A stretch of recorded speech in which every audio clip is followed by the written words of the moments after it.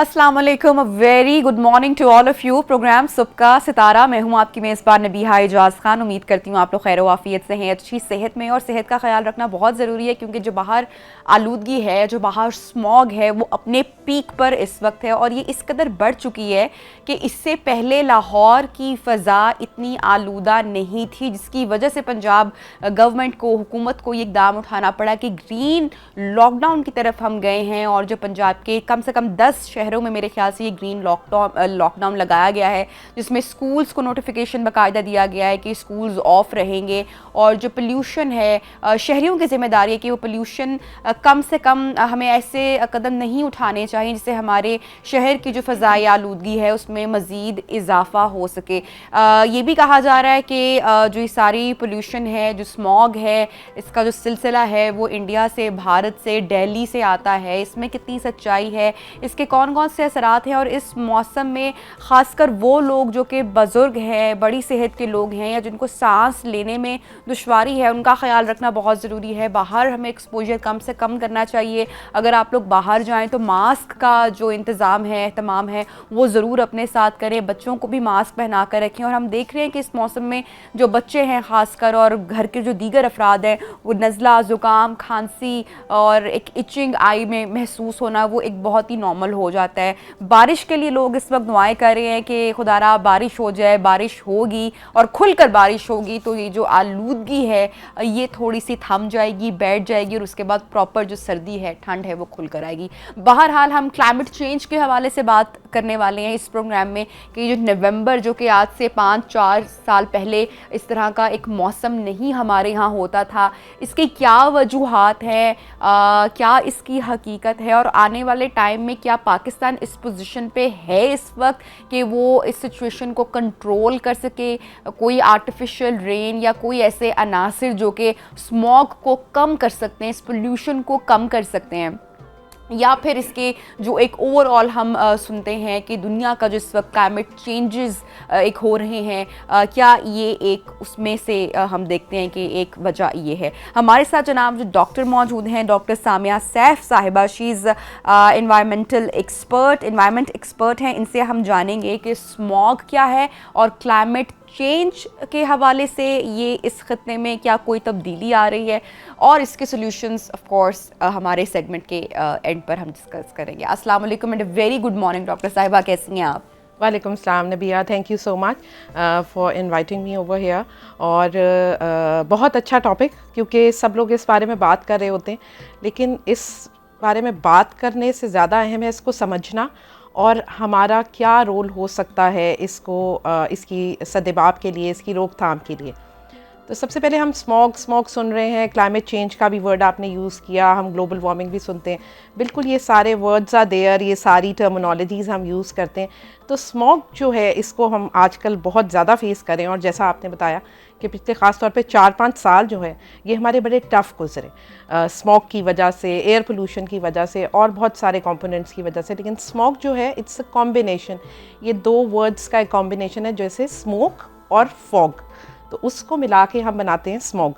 तो स्मॉग जो है क्या कि डिफरेंट गैसेस जो हैं हवा में, और पोल्यूटेंट्स जो हैं उनका लेवल इस हद तक बढ़ जाए कि वो हमें तंग करना शुरू कर दें, हमें इरिटेट करें। और जब हम स्मॉग की बात कर रहे होते हैं तो आपने बहुत कॉमनली आजकल न्यूज़ में और अखबारों में और आपके डिफरेंट सोशल मीडिया पे AQI का वर्ड भी सुन रहे होंगे, एयर क्वालिटी इंडेक्स। तो इसको समझना भी ज़रूरी है कि एयर क्वालिटी इंडेक्स क्या है। ये भी वो मेजरमेंट है जो हमें बताती है कि डिफरेंट पोल्यूटेंट्स का क्या लेवल है हवा में। जब हम पोल्यूटेंट्स की बात करते हैं तो इसमें डिफरेंट गैसेस आ जाती, जैसे गाड़ियों से निकलने वाला धुआं, इंडस्ट्रीज से निकलने वाला धुआं, और हमारा क्या कंट्रीब्यूशन हो सकता है घरों में रह के भी।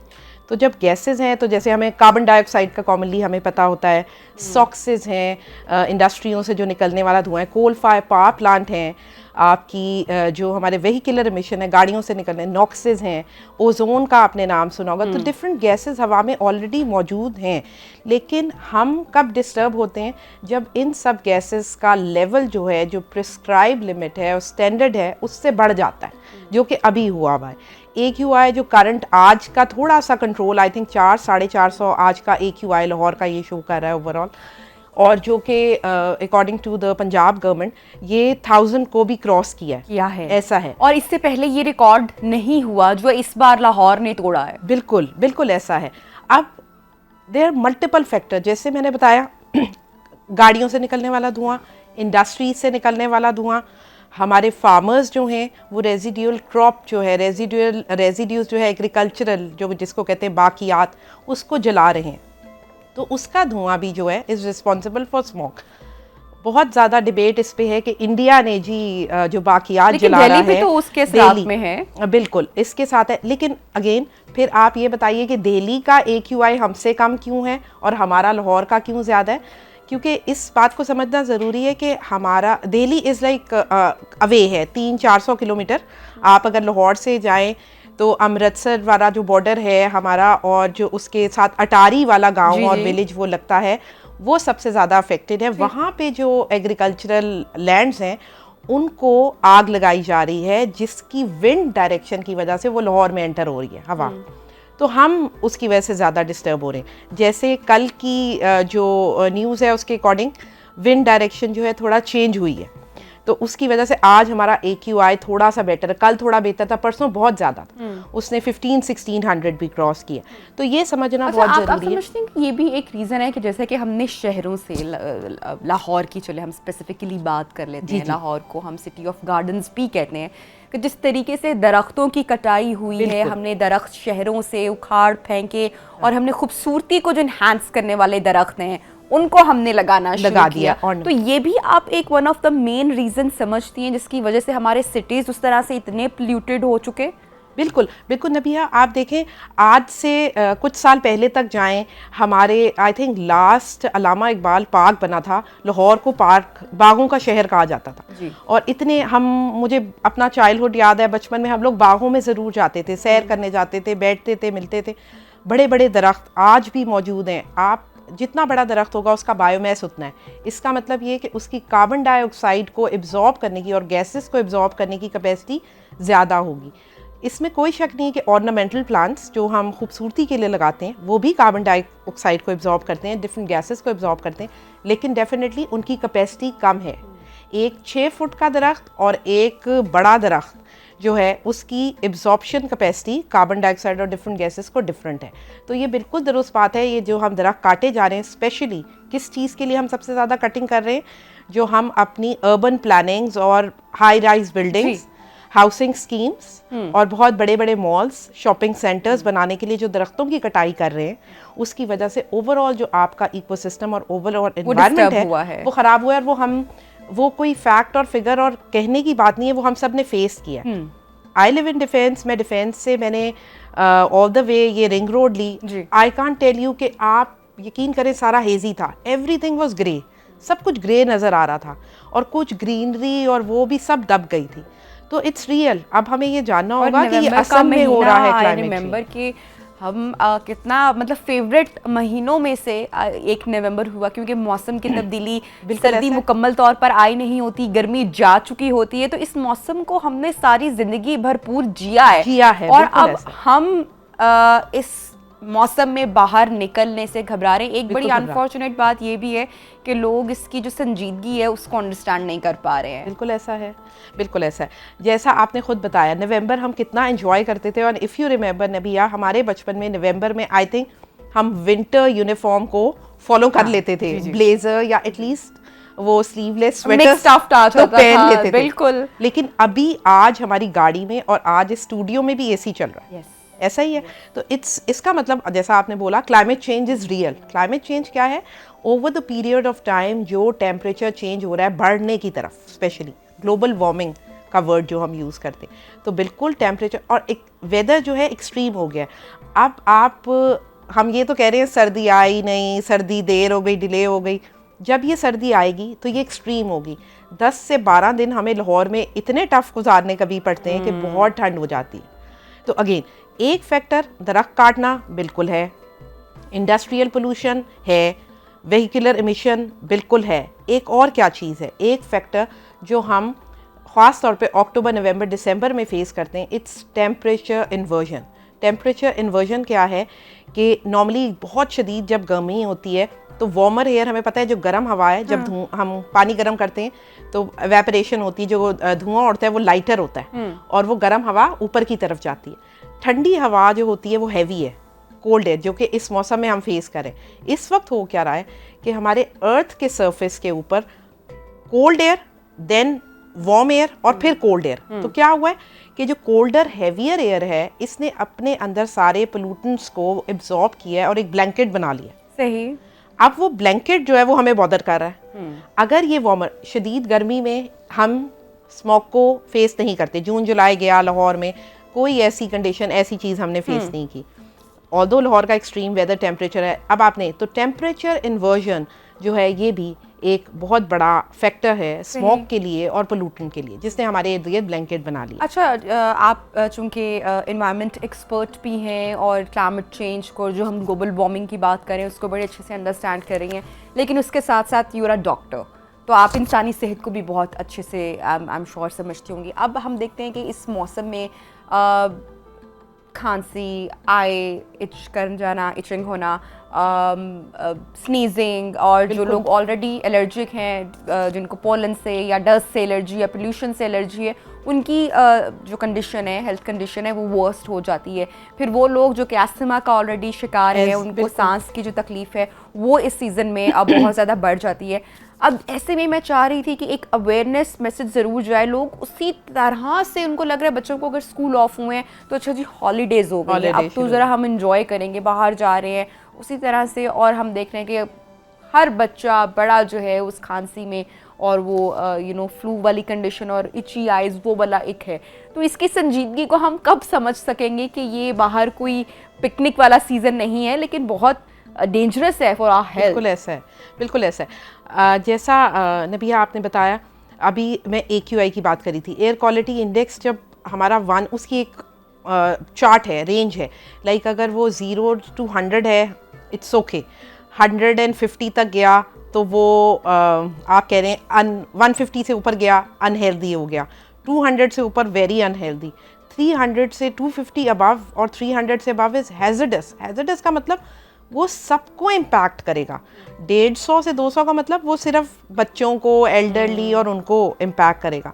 जब इस वक्त हम हैजर्डस रेंज में हैं सब लोग, तो सब इम्पैक्ट हो रहे हैं ना इस वक्त, तो सबको इफेक्ट करेगा, कोई सेफ नहीं है, सब उस डेंजर जोन में। बिल्कुल, बच्चे, अब बड़े, हम सब उसका पार्ट है। मे बी हम इस एज ग्रुप में हैं जब जहां हमारी immunity is little better than बच्चे और बड़ों से, तो हम इसको कोप कर रहे हैं, लेकिन हम भी इससे मुतासिर हो रहे हैं। अगर आप इस चीज़ को नोट करें, आपने इर्द गिर्द अपने नोटिस किया होगा कि आपके घरों में अगर इस वक्त कोई बीमार हो रहा है तो उसका इन्फेक्शन 3-4 दिन में कंट्रोल नहीं हो रहा, इट्स टेकिंग टाइम। इसका मतलब हीलिंग टाइम भी बढ़ गया है इस सारी स्मॉग और इस एयर पोल्यूशन की वजह से। एक और चीज़ नबिया यहाँ पे ऐड करूँगी, पानी तो हम अपनी मर्ज़ी का पी सकते हैं, आई हैव अ चॉइस कि मैं मिनरल वाटर ले लूँ, पानी बॉयल कर लूँ। हवा में मेरे पास चॉइस नहीं है, जब मैं बाहर निकलूँगी मुझे वही हवा इनहेल करनी है। मैं ये नहीं कह सकती कि मुझे फिल्टर्ड एयर वाले पैसेज से मैं गुजरूंगी। तो ये बड़ा इंपॉर्टेंट है, तो इसकी संजीदगी को समझना और इसमें अपना रोल प्ले करना बड़ा इंपॉर्टेंट है। तो अब एट इंडिविजुअल लेवल हम क्या कर सकते हैं, हम अपनी बात करते हैं, हम इंडस्ट्रीज़, व्हीकुलर एमिशंस की तो बात करते हैं, इंडस्ट्रियाँ तो धुआं कर रही हैं, ठीक है, वो अपना रोल किस तरह, वो अपने ट्रीटमेंट प्लांट्स लगाएं, वो अपनी हवा को आलूदा साफ करके बाहर फेंकें। ऐसा है, एयर कंट्रोल अबेटमेंट डिवाइसेस हैं जहाँ पे आप पोल्यूशन को कंट्रोल कर सकते हैं, उनकी गैसेस को कंट्रोल कर सकते हैं। इसी तरह इंडस्ट्रियों से निकलने वाला जो गंदा पानी है उसके लिए ट्रीटमेंट प्लांट्स अवेलेबल हैं। इंडस्ट्रीज़ को इस चीज़ पे पाबंद किया जाए कि वो हर चीज़ को ट्रीट करके बाहर फेंकेंगे। डेफिनेटली हम इंडस्ट्री को बंद नहीं कर सकते, लेकिन उनको एनवायरनमेंट फ्रेंडली बना सकते हैं। मैं और आप क्या कर सकते हैं इंडिविजुअल लेवल पे, आपने कहा बच्चे जो हैं उनका हॉलीडे सीज़न, ठीक है, उन्हें एक्टिविटी में इन्वॉल्व करें बजाय इसके ग्रीन लॉकडाउन, ठीक है, अच्छी चीज़ है, लेकिन अगर इस ग्रीन लॉकडाउन में they give us the concept कि वो ऑनलाइन बच्चों, टीचर्स जो हैं वो अपने पेरेंट्स को ट्रेन करें कि इनको प्लांटेशन अपने घर में करवाएं। अगर घर में बाग मौजूद नहीं है तो they should get the planters, वो प्लांटर्स लें, पौधे लगाएं, गमलों में पौधे लगाएं, और टीचर जो हैं, उनकी क्लास टीचर जो है वो 1 महीने बाद उसकी ग्रोथ देखेगी, कितना पौधा बढ़ा, कितना बड़ा बना, उसके ऊपर बच्चों को गिफ्ट्स दें। तो अगर आपने ग्रीन लॉकडाउन किया है तो उसको अवेयरनेस के लिए ग्रीन लॉकडाउन में अच्छी ग्रीन एक्टिविटीज़ भी तो करवाएं। जबरदस्त। तो बच्चों को सिर्फ ये नहीं बताना कि उन्होंने बाहर निकलना है, उन्होंने उस ग्रीन लॉकडाउन इसलिए किया है कि हम ग्रीन एक्टिविटीज़ करें, ठीक। सो दैट हम अल्टीमेटली इस जो जिससे हम फेस करें एयर पोल्यूशन को, स्मॉग को, क्लाइमेट चेंज को, उसमें हम अपना पार्ट प्ले कर सकें। ठीक है, अब अगर बात करते हैं हम पाकिस्तान की, और जैसे कि क्लाइमेट चेंज की या ग्लोबल वार्मिंग की बात होती है तो दुनिया के जो डेवलप्ड कंट्रीज़ हैं वो सर जोड़कर बैठी हुई हैं इस पे कि जो आने वाले कई साल हैं उसमें हमारी जो ज़मीन है, हमारी दुनिया को कौन कौन से चैलेंजेस का सामना करना पड़ सकता है। और जिस तरह से हम देख रहे हैं कि जो पोल्यूशन है, हमारी आबी हयात की ज़िंदगी जिस तरह से ख़तरे में, और जो भी सारे चैलेंजेस है, इट्स एक लंबी एक फहरिस्त है और डिबेट है। Pakistan is a developing country इस वक्त, तो पाकिस्तान इस वक्त कहाँ पर स्टैंड कर रहा है? हुकूमत इसकी जो संजीदगी है उसको समझती है कि ये कितना बड़ा ख़तरा लाहक हो सकता है पाकिस्तान को आने वाले दिनों में अगर इसका कोई सदेबाब ना किया गया? और हमारे जो सोर्सेज हैं वो किस तरह से हैं कि अगर हम आर्टिफिशियल रेन की बात करते हैं, जो कि यूजली हम लोग, एक आम बंदा शायद समझता है कि शायद यही एक है, लेकिन क्या कोई और तरीका भी है जो कि गवर्नमेंट क्या उस पर सोच विचार कर रही है और क्या कर सकती है? बिल्कुल, बहुत अच्छी बात की नबिया। जैसे ये आप ये जो सारे ग्लोबल इश्यूज़ हैं, इसको हम इसलिए ग्लोबल वार्मिंग, क्लाइमेट चेंज, ये सिर्फ पाकिस्तान का इशू नहीं है, सारी दुनिया का इशू है। और मज़े की बात ये कि पाकिस्तान का contribution towards pollution is very less.